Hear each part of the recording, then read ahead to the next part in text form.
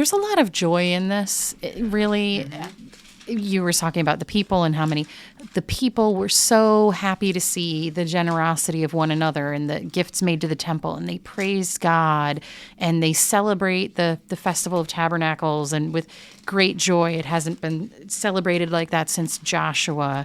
It's kind of beautiful to see the ways in which you got your ugly stuff, but it's lovely to see how the people are kind of feeling free to come into their own as a people. Lift up their heads and have hope.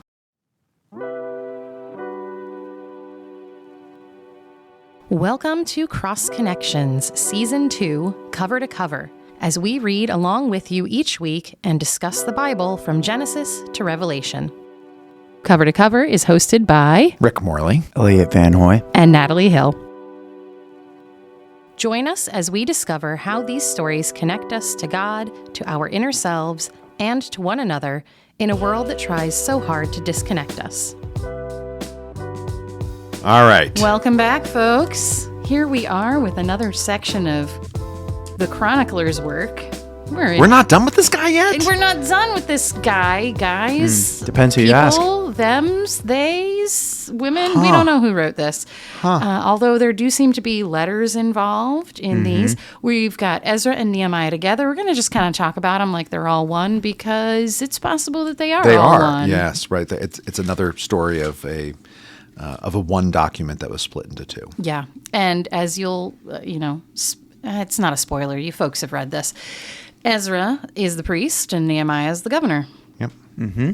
And as we said last week, this starts right off with the decree of Cyrus letting the people head back to Jerusalem to build a temple. Yeah, I mean, it's where verse 2, Yahweh, the God of the heavens, has given me, this is Cyrus speaking, all the kingdoms of the earth. And he himself has appointed me to build him a house in Jerusalem, which is in Judah. Yeah. Just in case they don't know where Jerusalem is. Well, it's not in Israel, right? Right. Well, but isn't it? Well, there is a theme in the Chronicler where we have the celebration of festivals, like that haven't been done in a long time or haven't been done as faithfully as they have been done under the reign of this person. And one of the things that Ezra and the people get going is the Festival of Tabernacles. Very early on, chapter 3. This hasn't happened for a long time. And it is one of my favorite festivals. It's because I've never... I frequently, Tabernacles, Sukkot, I call it the Great National Campout. Because that's basically what it is. The deal is we as a people existed in the wilderness for 40 years in little tents, or as in my version says, bivouacs. And so we're going to remember that, and we're going to remember that every year by a festival where we're all going to go to Jerusalem, and we too are going to live in tents. Jews today celebrate this festival, and Orthodox Jews have very specific rules that are around what counts as a tabernacle and what doesn't. Like one of its walls can lean against another wall, but they can't lean against two walls. And like there's this whole thing, and you have to like live in your tent. I always think about myself as like a kid when tabernacles would come up, because wouldn't that be so much fun? Like you live out in the country somewhere and you're like a shepherd. I don't know. You're doing your thing, wearing your bathrobe and your sandals, and then it's time for the tabernacles, and so you get to go to the big city and have a camp out. And wouldn't you camp out? Wouldn't your family like camp out in the same section of the city every year? And so like you'd have your friends that would like grow up with you every year showing up at the same time, and you'd play this. I don't know. I just have this really like... I'm sorry. I'm trying to envision this in Manhattan. Like, what do they like go and take up Central Park? Yeah. Our family always goes to Sheep's Meadow in Central Park, and we set up our little bivouac, and the Van Hoys are over there, and Elliot and I, hung out and played Toss some stones. Toss some stones. I'm going to have to take a little trip to New York City during Sukkot this year and see what happens. What do the Manhattanites do? Or we should phone a friend. Yeah. But anyway, back to, so this is all one book originally in Hebrew scriptures. What I thought was interesting, that information I had said that these got separated in the Christian era. Which I find particularly interesting, considering I'm holding Rick's copy of the Jewish Holy Scriptures, and in here they're two separate books as well. Right. So I'm not sure if the information I had was correct. We're sibling or not. religions, so they might have just taken our separation of the books. And We did say that last week. So as I said, this is interesting. You get the use of I in the prose. It's almost like some of this Ezra and Nehemiah seems to be recording, accounting of things and people similarly to, say, Numbers, or even some of what we had in First and Second Chronicles. But then some of it seems to be letters that people wrote back and forth, a little bit like the epistles that we'll find in the New Testament. So it's kind of a fascinating mishmash of text in the way that it's assembled.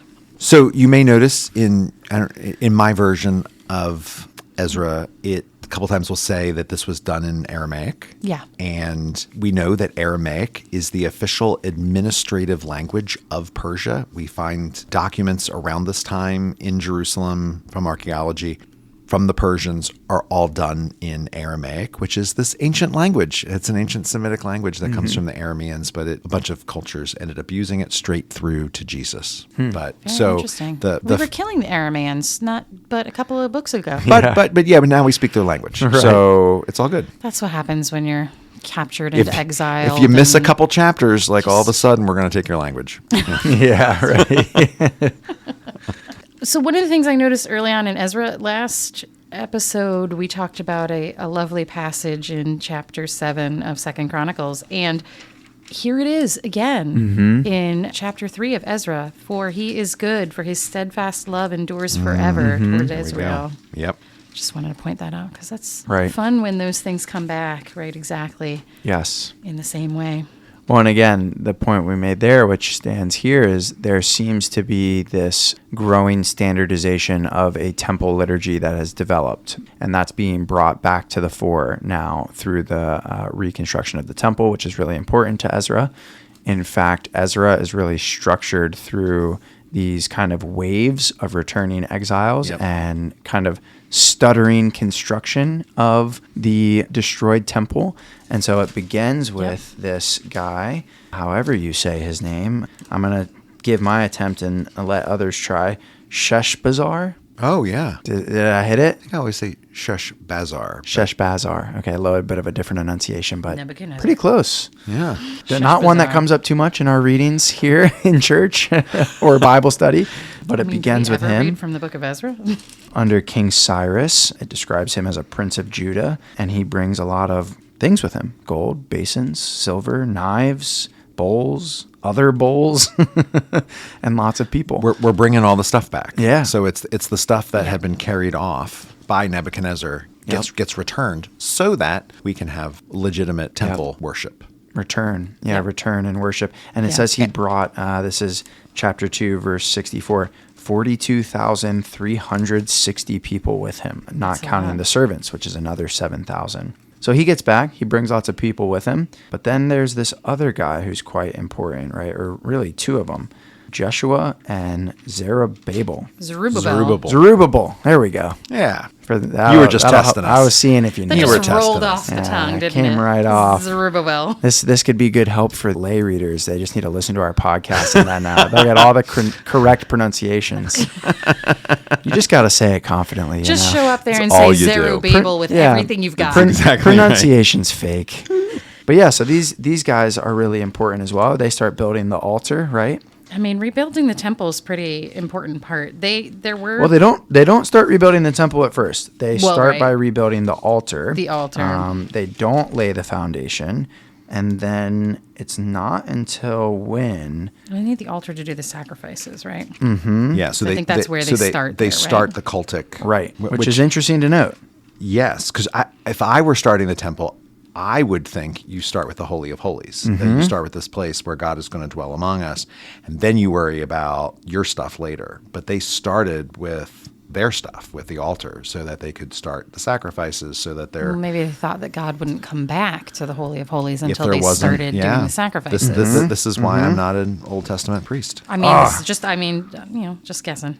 And this reminds me why I brought this up, because they start with the altar, then they get to the foundation. This is around chapter 4, I want to say, verses like 8 to 13. So, and notice again, it took them 2 years. So it says in verse 8, in the second year after their arrival, you have this guy again, if you want to say his name. Zerubbabel. Zerubbabel, there we go. And when you get to verse 10, this is of chapter 4. This is when the foundation gets laid.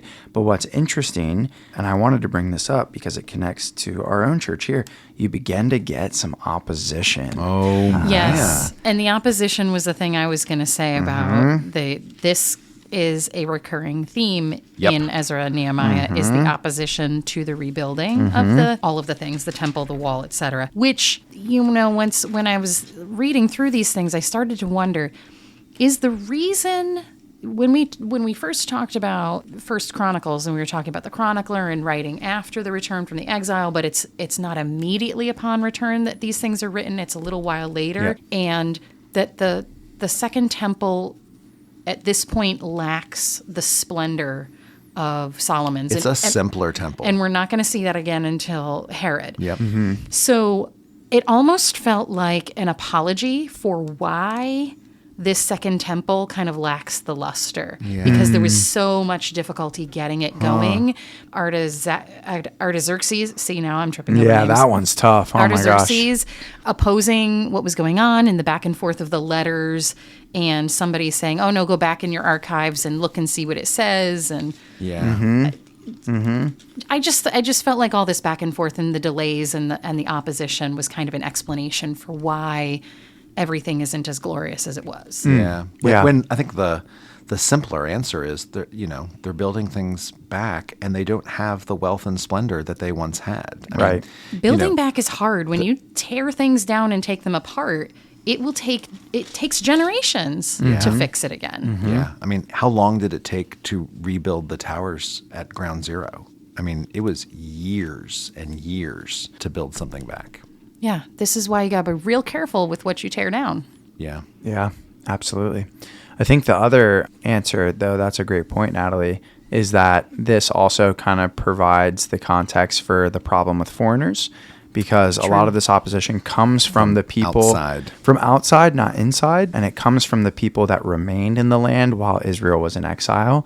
And so they come back and they're like, oh, we're going to rebuild our temple. And all the people around them are like, not so fast. You're not going to do that on our watch. And they kind of concoct these political stories of, oh, Persian kings, y'all better watch out. They're going to build this temple and these walls, and then they're going to stop paying tribute to you. Right. They're oppositional, those people, which is not entirely untrue. No. It's not. No, because we stopped paying tribute multiple times. Yes, This is how we got into trouble. So it's not outside the realm of possibility that we're going to stop paying Persia. The previous kings in their time may have done what was evil in the sight of the Lord, but sometimes they also did what was evil in the sight of the Assyrians and the Babylonians, which was fail to pay tribute. So, they're concocting this story, and this also makes sense why Ezra and Nehemiah both have this very, very strong belief that the Israelites should not intermarry with these people because this is what got us in this place. Look at what they're doing now. If we do this again, we're going to end up right back at square one. It's Judaic nationalism. Yeah,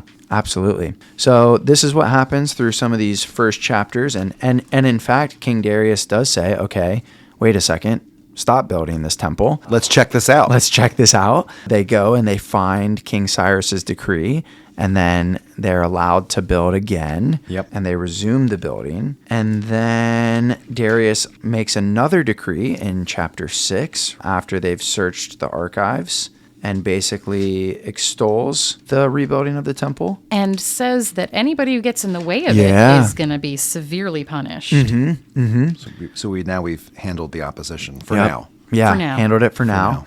And then the temple is finished in Ezra chapter 6. And this is helpful to us too, because anytime you try and do something new, or you are going to run into people saying, don't do this. Right. The clergy here at St. David's yesterday had a presentation by our archives people, a brilliant presentation on the construction of the first chapel here in 1956. There's a historic colonial church on the property that has been used since 1715, and then in the 50s they're like, we need a new church because this place is busting at the seams. And there were a whole bunch of people who were like, over my dead body, are we building something else? Right. Like, let's just add more services, or we don't need those people here. Yeah, right. They can go somewhere else. Or there was a possibility of us paying for a church to be built in Berwyn so that we could keep those people out, and all of the local politicians got involved. A former U.S. senator got involved to like try and put the brakes on this thing, and then eventually it gets built. And as I was sitting there listening to this presentation, I was like, it sounds like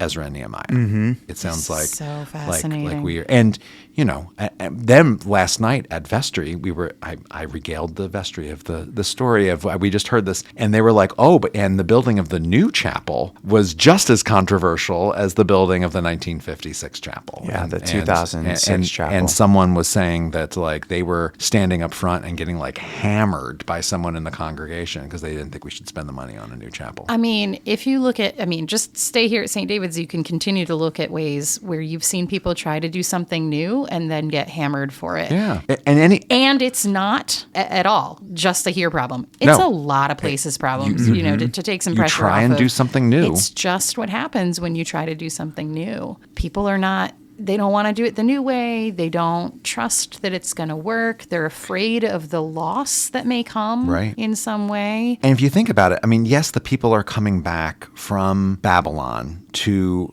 their home and they're rebuilding this temple. But almost none of them who left are returning. These are people who have lived their entire lives without a temple. These are people who have lived their entire spiritual lives without a temple. In Babylon, they totally recentered what their religion was going to be on because they don't have a temple, they don't have a priesthood, we can't be doing sacrifices. So what are we going to do? We're going to build a new kind of worship around reading the Torah and talking about it and praying to God, what we know as synagogue worship. And so there would have had to have been people that came back and said, why are we spending all this money on this temple when we don't need it anymore?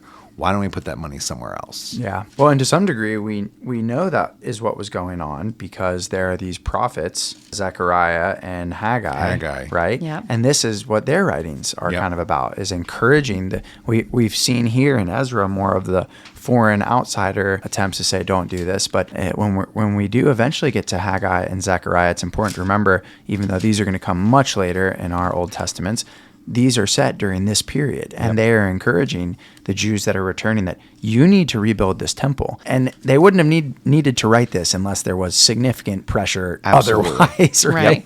Jeremiah, I wanted to know, I've noticed that Jeremiah, we talked about prophets in the Chronicles, and where in Kings, the prophet Elijah was like kind of the big deal. Elijah and Elisha were the big deal prophets there. Jeremiah is the big deal prophet in the chronicler's vision, and you get some of that in the Chronicles, and you're getting some of that here, because the prophet Jeremiah was the one who indicated the return after 70 years. That was part of that. So the temple gets rebuilt, and this is great, and this is important, but I think it's not quite a return to the way things have always been. And what I mean by that is in Kings and Chronicles, we get this King Josiah who discovers the book of the law, and this is a really big moment. This wasn't really a big factor through the monarchy. This, someone might want to quibble or nitpick, or I'm sure there's scholarly debate around this, but the monarchy kind of becomes a bit disconnected from the Torah, I take it. There isn't this strong, we were joking the other day of, we got into the monarchy and we haven't really seen anything about like circumcision in weeks now. Right. Yeah. There hasn't been much about festivals, right? It becomes this really big deal that Hezekiah is really the first king in a really long time. It's not clear how long, but one of the first in a long time to celebrate the Passover. Or was it Josiah? Depends on which thing you're reading. Right. Depends if you're reading Kings or Chronicles. But regardless, there's a shift here in Ezra as well, that the law of Moses becomes really, really important again. And we see that with the introduction of Ezra and Ezra's role, right? Because who is Ezra? Ezra doesn't show up until chapter 7, by the way. Right. Yes, he doesn't even show up until chapter 7. And there's some weird, if you pay really close attention, which I'm sure every reader is paying really close attention. No, they're not. They're just waiting for you, Elliot, to come in Yeah, here right. and tell us what we should have There's noticed. some weird chronology here with different Persian kings in chapters 4, 5, 6, and 7. But Rick made a really good point that don't get too bogged down in the chronology. The point is there's different waves of settlers coming back under different kings, under different Persian kings. And when we get to Ezra is this priest, and this is really important to my point about the law of Moses taking on this new role in Israel that we didn't see within the monarchy. Because when we get to chapter 7, verse 6, it says, Ezra went up from Babylonia. He was a scribe skilled in the law of Moses that the Lord, the God of Israel, had given. And the king, Artaxerxes, granted him all that he asked, for the hand of the Lord his God was upon him. And this is really important. We'll get down to verse 10. Ezra had set his heart to study the law of the Lord and to do it and to teach the statutes and ordinances in Israel. So there's this renewal, this Mosaic renewal that's taking place in the return that is really, really pivotal and is a new thing happening after the destruction of the monarchy and the return to Judah. And to emphasize the mosaicness of it, he is descended of Aaron. Yes. Yeah. They make sure to note that he's descended directly of Aaron. He is, but he's also a priest in a different mold. So when we looked at the other priests, Zadok and the others from the Chronicler or from the Deuteronomistic history, they are cultic functionaries. They're going to the temple, they're making sacrifices, they're helping the people deal with their sins.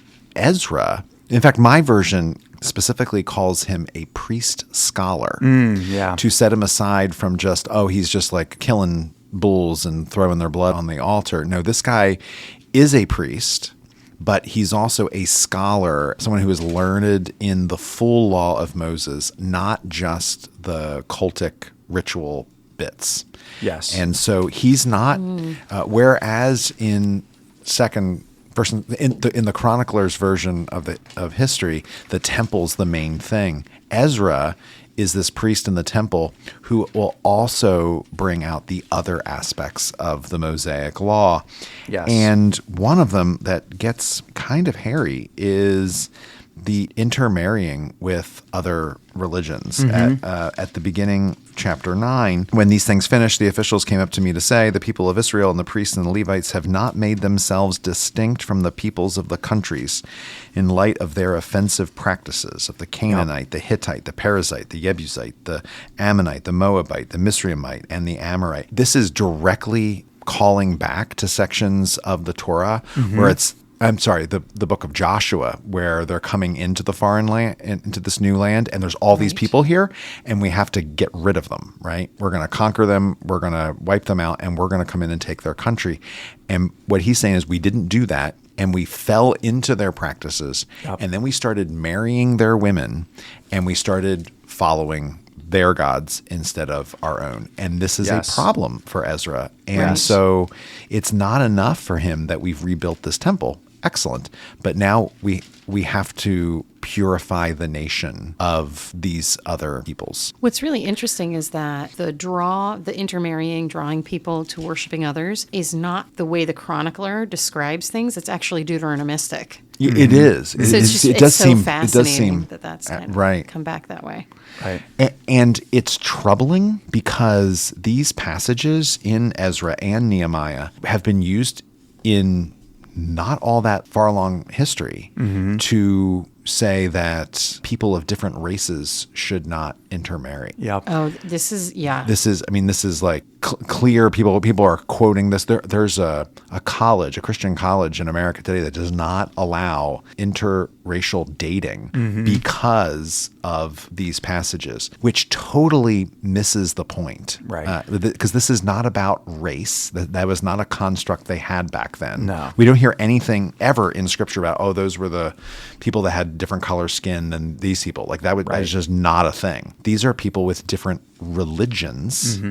Right. And this perspective totally forgets that Ruth was the Moabite, was in David's family and is in Jesus's family. And for Christians to pull these verses out of the Old Testament completely forgets all of the New Testament verses about Jesus coming for all peoples and all and in Christ there is no Jew or Greek, there is no slave or free, there is no male and female, for we are all one. And so I do like Ezra and Nehemiah, but these particular parts of it are troubling to me because of how they have been misused just a couple decades ago, or even through today. Yeah, I've always found this part distressing, especially because you're going to send them away. Well, what does it mean to send away wives and children in this time? Mm-hmm. Defenseless. You are sending them away. They will be incredibly vulnerable, defenseless. They are likely to become enslaved or worse. Yeah. In the ancient world, if you are a woman or a child and you are not attached to a man, your father or your husband, you are toast. Yeah, you're likely going to die.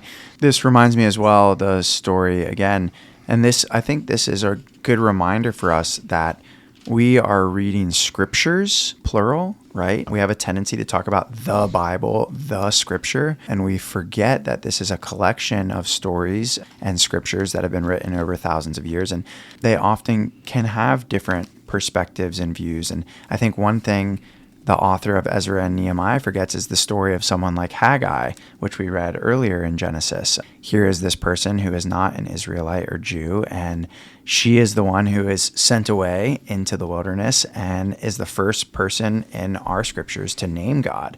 El Roi. Hagar. Sorry, I said Haggai. It's because you're thinking of the prophet I'm later on. Thinking of the prophets. Hagar. Again, yes. Hagar. Yes, Hagar. Whose name means foreign thing. Right, whose name means foreign thing. Ishmael's mother. Yes, Ishmael's mother, and she's the first to name God, El Roi, and God is the one who provides water for Ishmael and her to survive and ends up providing for her and making of Ishmael this nation and this promise. And just like with Ruth, this is a reminder that God is the God of all peoples. And there's really this tension in Ezra and Nehemiah between purity and inclusivity. Yeah. And this is a tension throughout our scriptures, but it comes really to its peak on the purity side in Ezra and Nehemiah. And we have other scriptures that are going to push against purity in the name of exclusivity. Yep. And I think those ones like Ruth, for example, it's important to put those into conversation with this one and see how they push against each other. And almost the entire New Testament. I mean, these two, we find these two streams in what we call the Old Testament or the Hebrew Bible. But the New Testament really comes down on the side that God is for all peoples. Right. Yeah. Yeah, especially there. I mean, so that's why it's just not good to pull one bit from one scripture and try to. It's another thing entirely when you see something repeated. The justice refrains that are throughout scripture is one thing to pull and name. It's another thing to pull and name something that only exists in one or two discrete places and has nothing that pushes against it. Yeah. One thing I want to think about is what does it mean to read, to your point, Rick, what does it mean to read Ezra and Nehemiah as Christians and to understand that these passages in Ezra and Nehemiah, another one it's worth mentioning since we're talking about these two books together is Nehemiah 13, where this happens with Ezra in Nehemiah's telling. Again, worth emphasizing that Ezra is a teacher. He's getting up with the law of Moses before all of Israel, and it actually says, this is chapter 8 of Nehemiah, he's interpreting it for them, which is quite interesting. Yeah. And then when we get to 13, this is the moment in Nehemiah that he's talking about foreigners. And in fact, Nehemiah 13, those first verses are basically an exact quotation of Deuteronomy. I want to say, it might say in your note, Natalie, Deuteronomy 23 maybe?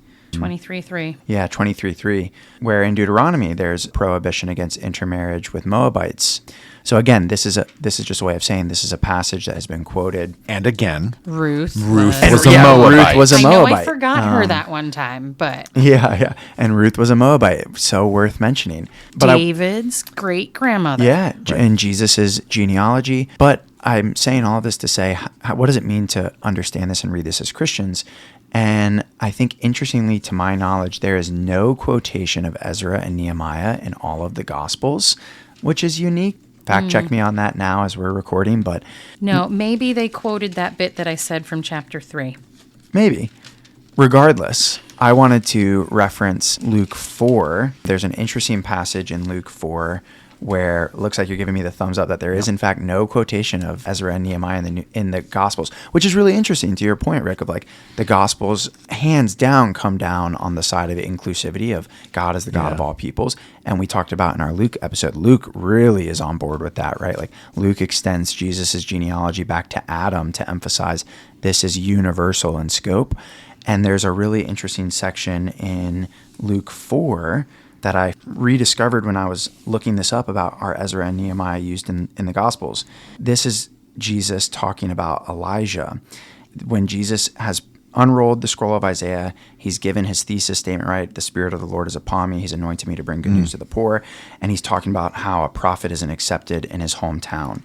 And he says in Luke chapter 4, verse 25, "But the truth is there were many widows in Israel in the time of Elijah, when the heaven was shut up 3 years and 6 months, and there was a severe famine all over the land. Yet Elijah was sent to none of them, except to a widow at Zarephath in Sidon. There were also many lepers in Israel in the time of the prophet Elisha, and none of them was cleansed except Naaman the Syrian."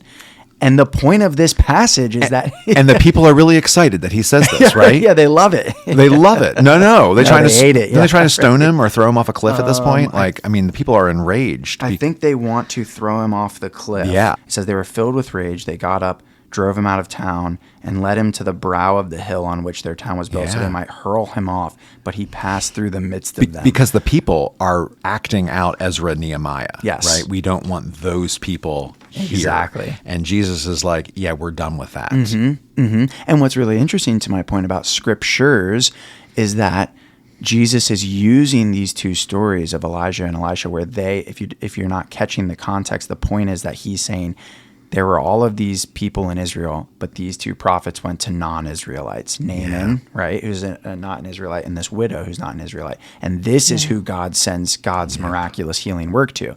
And he's using these scriptures against these people who are trying to side on the side of purity and exclusivity. And we're just a few chapters removed from Cyrus, who in Isaiah is called Messiah. Right? Cyrus who lets the people go. So even this scripture is in tension with itself. Right. Yes. Yeah. Yes. There are tensions. Yep. I also think because Ezra and Nehemiah are so fixated on the reestablishment of the temple and temple practices in Jerusalem, that their nationalistic tone, their exclusivity tone becomes irrelevant at some point. Yeah. Mm-hmm. It just doesn't, and it doesn't work for very long. In times of crisis, we as human beings tend to circle the wagons. Yep.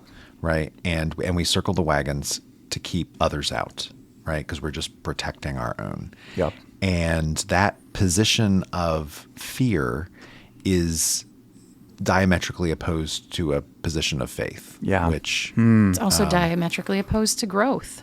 Yeah. When you circle the wagons and you close off and you shut down, that might work for a little bit, but you cannot sustain and you cannot grow from that position. It's just, you won't. Right. Which is why I think that these scriptures become less important, in the Christian.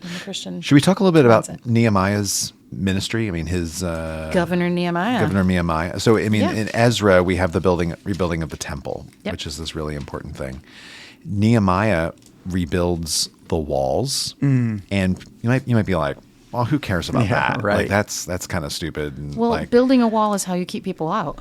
Well, it's okay. Yes, and how you keep people in. And in the ancient world, it was how you kept your city safe. Right. So that too. And there are references in other parts of the Old Testament to the places that were not walled, and when a opposing army would come in, they would just mow those places down. Yep. They were just mowed down.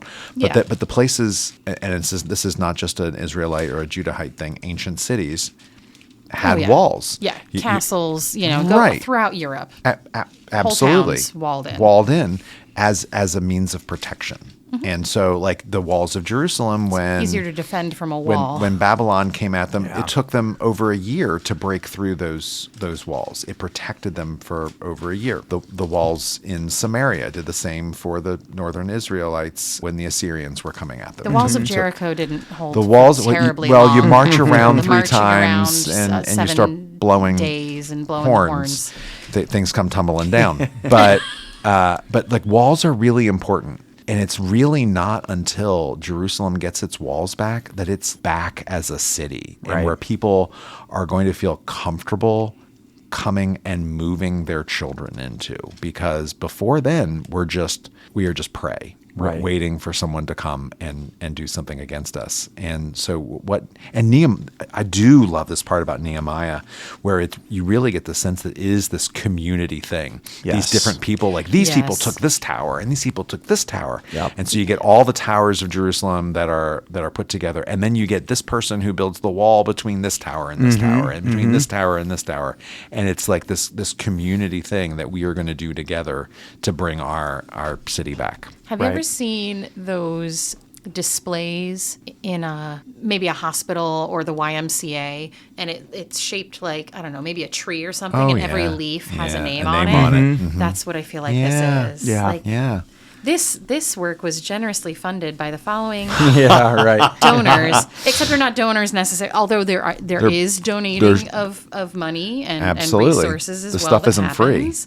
But the naming of all of the people who put the work in, it feels It's another very like stewardship document, It's another right? Yeah. stewardship document. It feels like it's stewardship document or an annual report or, Or a- something like that, or a Or donor it's wall. capital campaign. It's the capital this is more of a campaign. capital Yeah. campaign. Yeah, It is. we're acknowledging everybody for the capital campaign. But I do think it's worth mentioning that point, Rick, because I think what we see here, unlike the history we see in, say, First and Second Kings, is a much more populist account.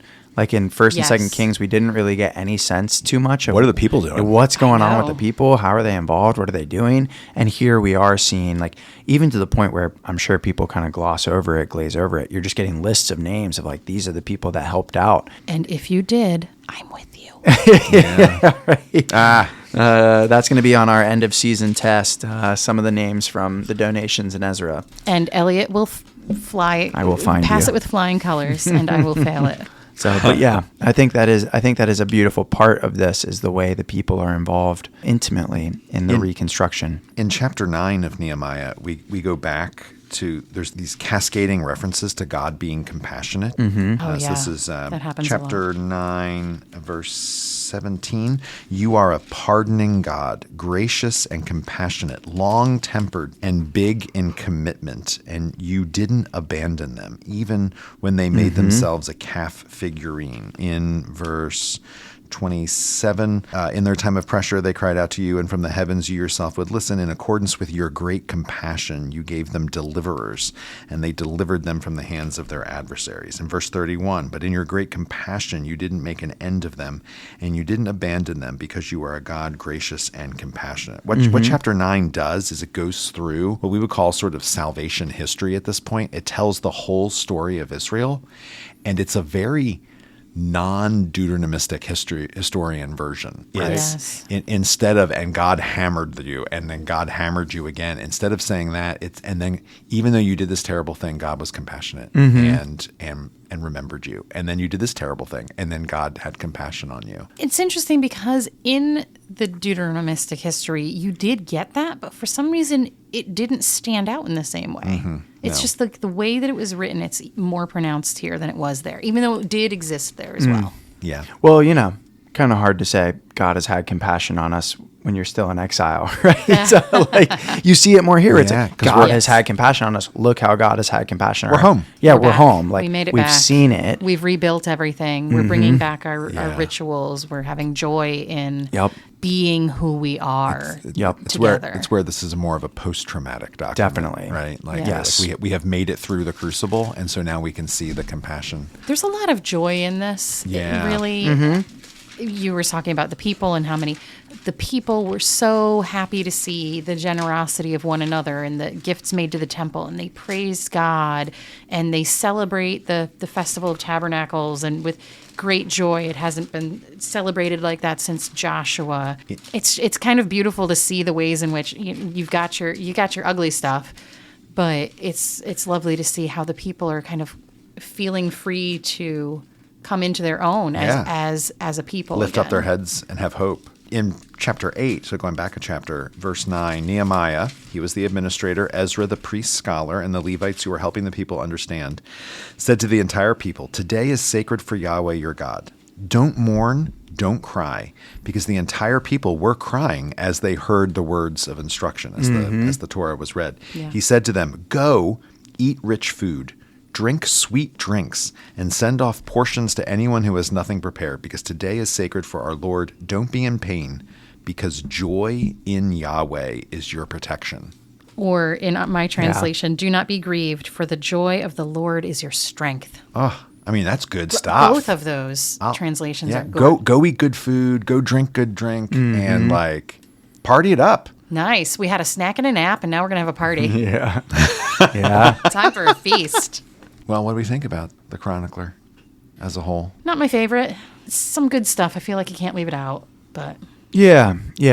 I think it's important. I think it is important to wrestle with this question of identity and what makes us the people we are, and think about these issues of inclusivity. And I think Chronicles and Ezra and Nehemiah raise that for us big time. Yeah. they do. On to But Esther. it is not the only scripture. No. It is our scriptures. Yeah. It is. Yeah.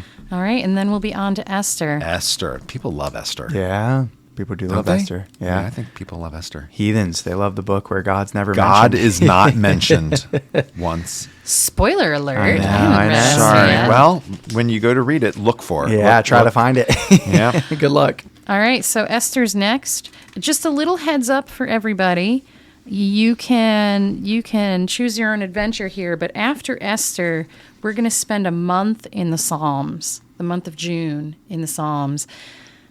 You might, if you're paying attention, notice that means that Job, which comes after Esther, is we're going to Displaced talk a about little it's bit. a little displaced. It'll be after the Psalms. We did this on purpose, right? Right, Natalie? Did we do this on Yeah, purpose? I mean, we did this on purpose so that the Psalms could be through all of June, or We really thought. or we made a mistake. You can choose whether you Who made a mistake? Who made a mistake? whomever Couldn't have been me. whomever It was me. It was, I did it. I did it. It was me. well, and nobody caught it because Yeah. nobody was paying that close attention to Man. the rector's work. But I guess. but June can be the month of Psalms. The June can be the month of And Psalms. We have high hopes for the month of June and the Psalms. We do. But at this moment, we cannot share that. But we just wanted to kind of Things are brewing. give you a heads up that things will be a little out of order. But that's okay because we just read Ezra and Nehemiah and stuff wasn't in order in there either. Nope. Yep. No. Bible Things math. to look forward to. Thanks for joining us. Thank you for listening to this episode of Cross Connections Cover to Cover. New episodes drop each Wednesday. Please be sure to follow or like us on your favorite podcasting app to find us easily each week, or join us on our email list at stdavidschurch.org/crossconnections. If you have questions for us, you can call us at 484-588-5656 and leave a voicemail with your name, where you're from, and your question or comment. Please note, we may use your recorded voice in an upcoming episode of Cross Connections. If you like what you hear, we'd love if you would share this with your friends and rate us in Spotify and Apple Podcasts or whatever other app you're using so people can find us as well. Don't forget to visit our show notes for the year's reading list and any other resource links we've mentioned. Cross Connections is a ministry of St. David's Episcopal Church in Wayne, Pennsylvania. Season 2 Cover to Cover is hosted by Rick Morley. Elliot Van Hoy. and Natalie Hill. Logo graphic design and podcast production by Natalie Hill. Stock media music provided by Marscott and Mood Mode Pond 5. You're welcome to learn more about all of St. David's worship and ministries at stdavidschurch.org. Zerubbabel. So we're going back and forth is what we're. Yeah. Well, Did you hear me just say that? right. No, I was. You were so zoned in. I literally just said that, Rick. I mean, to a T. To a T. We're gonna put. That's gonna be the end of this. That's episode. got to be the ending. That's got to be the ending. Man, I don't even know how to clean this one up. I don't know where to start. Aren't you glad you don't have to?